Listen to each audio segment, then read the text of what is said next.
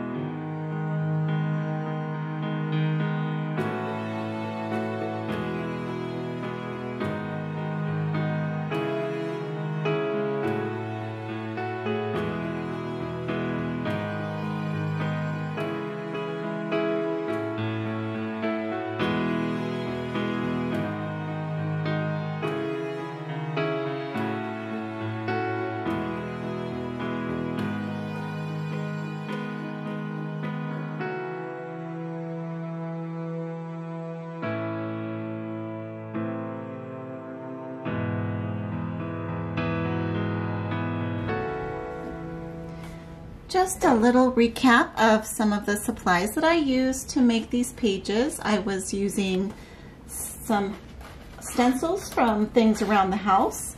This is some old construction material for building a 70s TV cabinet used as a stencil. I used this, which is for some kind of needle work. I used a doily. I created my own stencil. I cut out patterns with just some scrap acetate that I got from packaging, and I cut it with X-Acto knives, or you can also use die cuts. I used a cereal box that I painted with some black gesso and Mod Podge just to protect it so it's washable. And again, I just cut it out with the X-Acto knife. And this is actually for cooking fish on a grill. It's to keep the fish from falling through the grate. It's just an aluminum sheet, and that worked really well to make kind of a fishnet pattern. And I created some patterns on the paper. This is an example of some of the patterns. You can make paper with it, or you can use it on the page itself. And then I printed off a photo and put it on there. Again, I'm still not using any art supplies, so so I'm using, for the red, I'm using some lipstick, and it kind of acts like a oil-based pastel, if you will, or a wax, it's really soft wax pencil. So you can use alcohol to thin it for blending. And that's the same that goes for this blend fill, which is for filling wood imperfections. I use that as a wax pencil as well. And some Sharpie, some lip liner, and then I used a little cosmetic foam to do some blending.